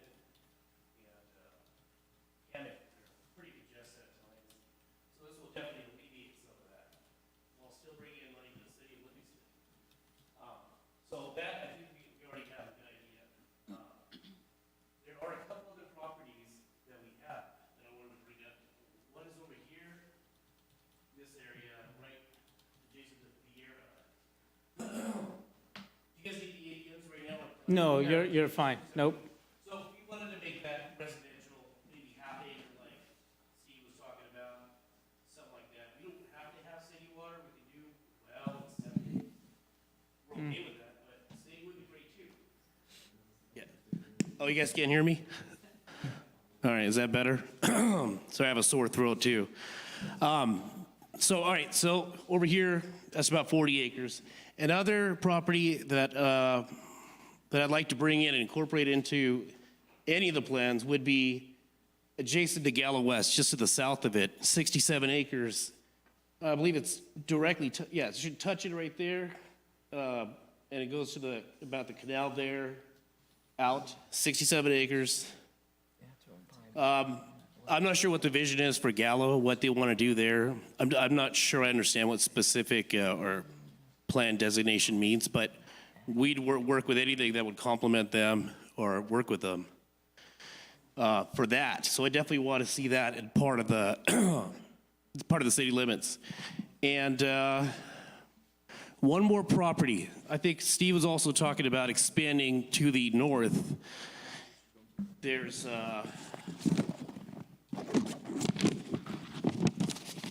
this one, I'm not sure if you guys are gonna really like to go that far, but to Walnut and Sultana, we have 50 acres there in the northeast corner. I think I see Walnut right there, right? Is that the top of the line there? It's very hard to see on this map.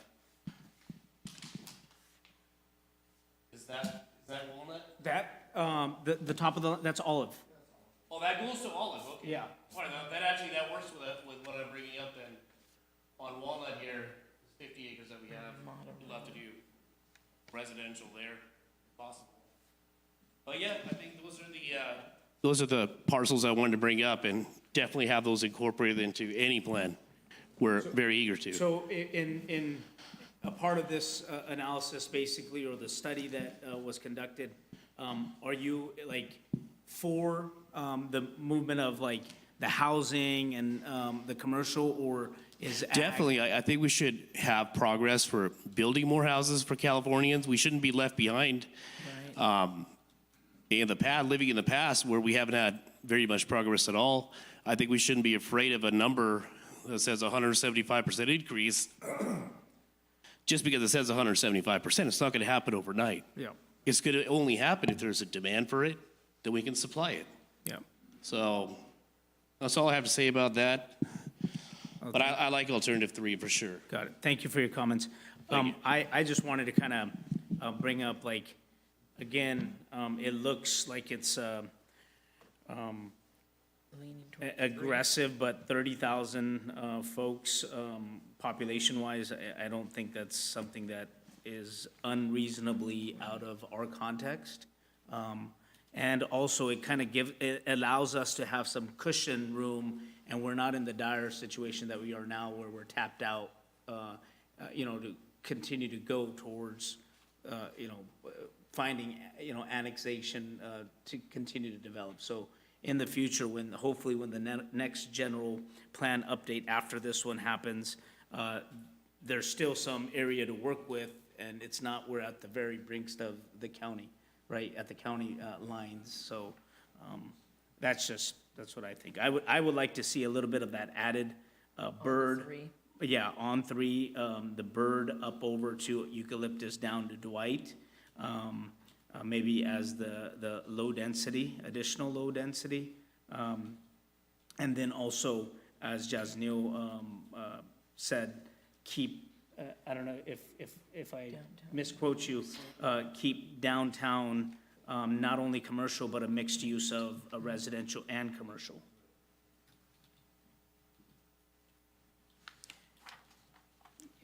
If you guys agree with that. Yeah. Right, and then we had that topic of maybe the Gallo West. Is there any recommendations on that? Should it remain the same? I don't have a problem with having it in place like that if they said that the limitation, or I don't want to say limitation, Flexibility? but it's in the city's hands, or it's in the city's court for development wise. I think that's a good thing. I don't have a problem with that, and with whatever the future, whatever, happens with that place, then we can start looking at that as a whole.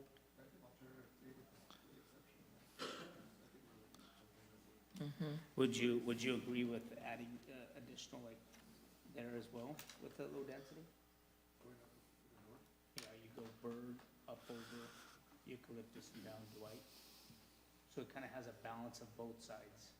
Right now, it's bottom heavy, but we're kind of limiting ourselves there. In the future, you propose that fire station right at Walmart. And oh, I know, that's why, what that comes with, the development of when the housing project comes, this is and all that stuff too. Oh, 100% this, yeah. What staff can do is take the discussion points that we heard.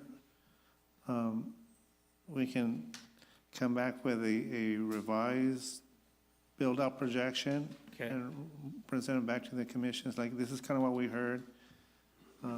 We continue this matter to another meeting day, and we can let you know what this revised or hybrid option would be, and see if that's something that the commission would support. Or the commission can, make a decision today, it's like, we want this area, and move forward with a recommendation to the city council. But if you feel more comfortable, we can come back with more detailed information based on the guidance that you provide us. How does the commission feel about that? Do you guys want another set of eyes after what the suggestions, or do we say, we're good with alternative 3 with the added stuff and the changes?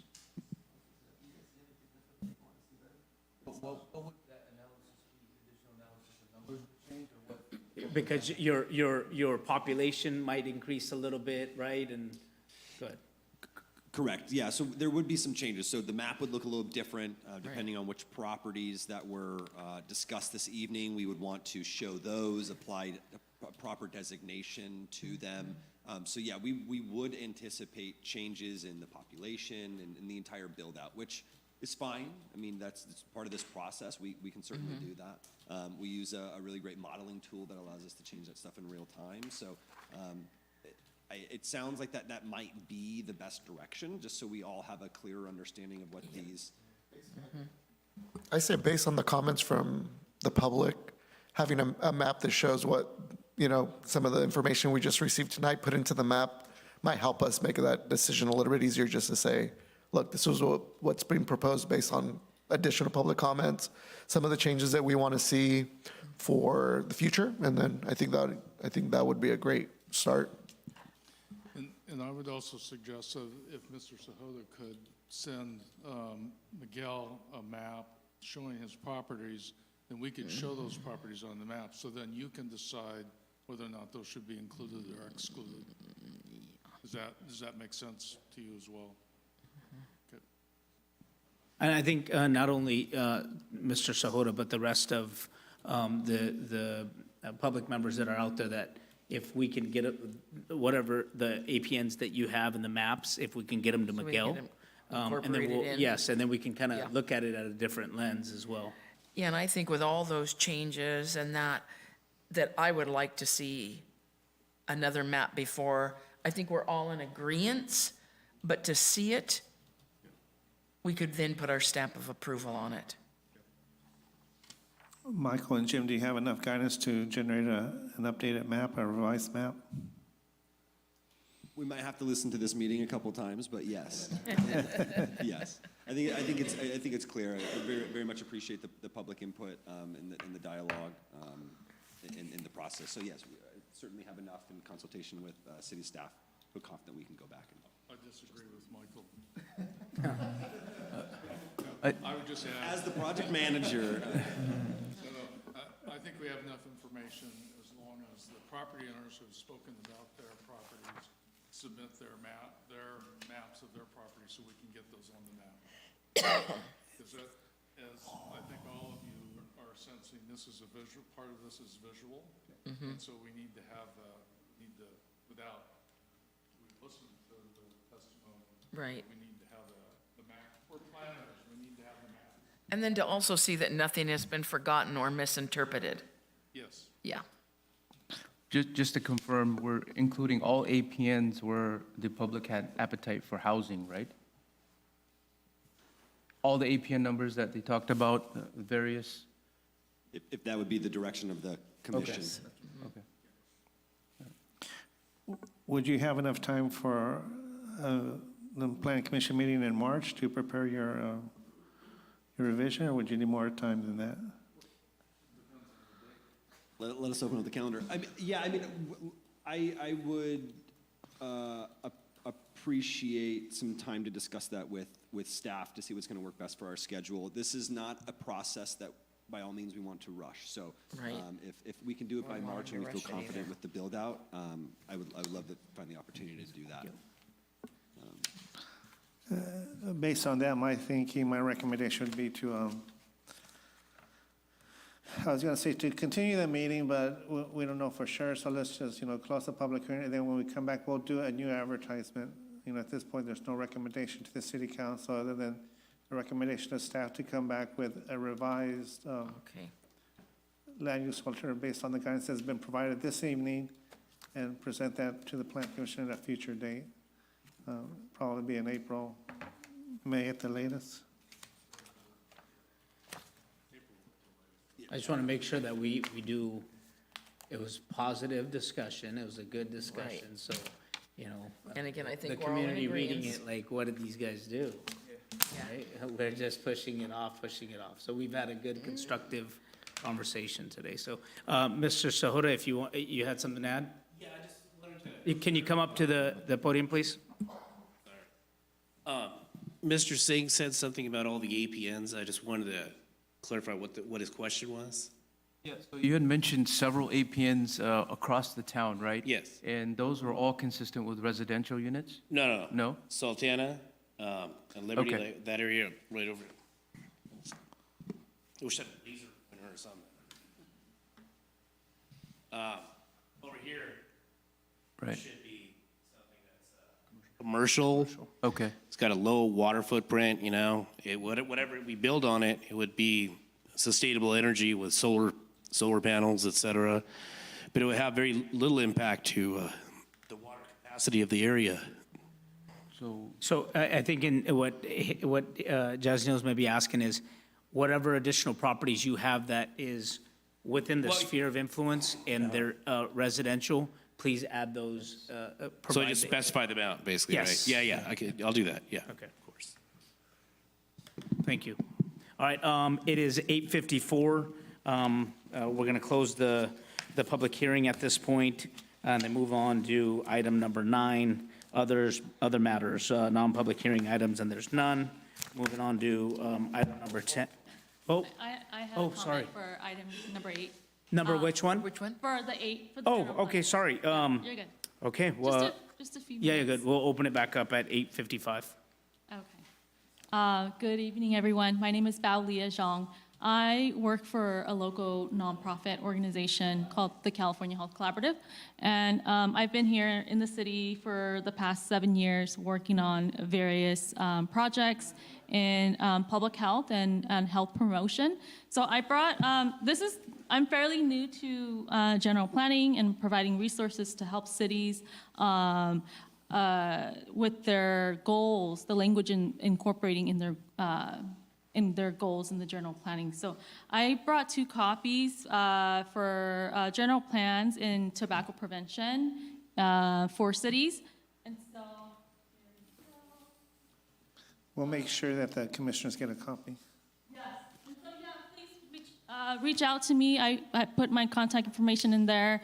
A way that we support cities, we work in the schools, we work with parents, we work with youth, just a wide range, but we also work with the city council in policy work, and incorporating health promotion language in general planning is something that I'm fairly new with, and it seems to be very common in smaller rural cities to just set the language and the tone for the city to consider health promotion for their residents and tobacco prevention, specifically density with tobacco retailers, just too dense in neighborhoods or near schools.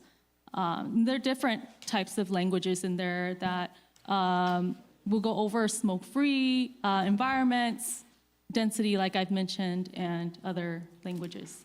I've highlighted them in orange. But yeah, that's it. Thank you. Thank you for your comments, appreciate that. Closing the public hearing at 8:57. Moving on to, already nothing on item 9, number 10, report of the Community Development Director.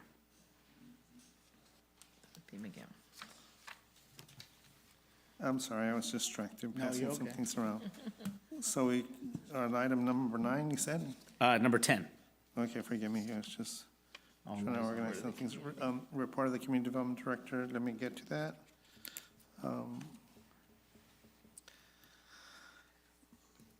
Okay, first thing, recent city council actions related to planning matters.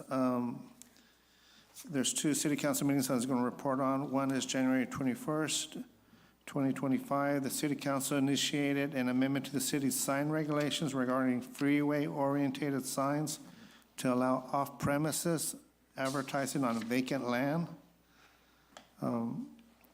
They also considered filling a vacancy on the planning commission. The city council dissolved the ad hoc committee for over-the-counter building permits.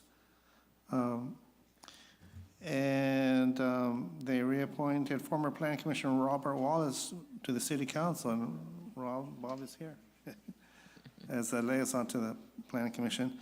On February 4th, the city council continued 2 public hearings on, one is the general plan rezone for the Moonglow development and the time extension for the villages at Main Street. So those 2 items were continued. Housekeeping items, I have 3. I'm sorry to report that the League of California Cities Annual Planning Commissioners Academy, which was scheduled March 5th to 7th, was filled up rather quickly. There's a long waiting list. We have 2 members that I think were like in the 30s. I don't think we're going to be able to make that, so I apologize. We'll have to register earlier next year. The second thing is the statement of economic disclosures are due by April 1st, so please submit that online. If you have any questions, you can contact Martha or Monica, I was going to say. The last thing I'll say under housekeeping items is that the city is soliciting applications to serve on the Planning Commission as a Planning Commission alternate. We have a flyer out there, but if anyone at home is interested in serving on the Planning Commission, now would be a great time to come in, express your interest, and be part of the general plan update process. So we have that. On the horizon for March 11th, we have 3 tentative items. One, we'll be looking at the elections for the Planning Commission chair and vice chair. We plan to bring the annual report of the city's implementation of the housing element, let you know how many housing permits and things like that were issued during the last calendar year. And potentially we have a site plan design review for a truck parking proposal on the north side of 99. That concludes the director's report this evening. All right. Moving on to item number 11, Planning Commissioner reports, announcements, future agenda items. Anything? No comments? No, no. Nothing? Just one comment, just again, condolences to the family that came in this evening, who had a family member pass away. Just want to put that out there just one last time, just as a reminder that, it was a tragedy. Hopefully nothing like that happens anytime in the near future, and our condolences to the family.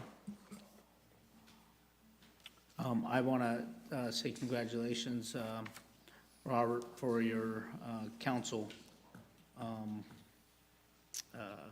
seat there, and then Diego, welcome on board, and it's going to be good to have you as, someone that's developed and that brings that expertise to the table, or to the dais, so thank you. I don't have any additional reports or announcements at the time, so. All right, moving on to number 12, the exciting part, adjournment at this point, and it's 9:01. Have a good night, everybody.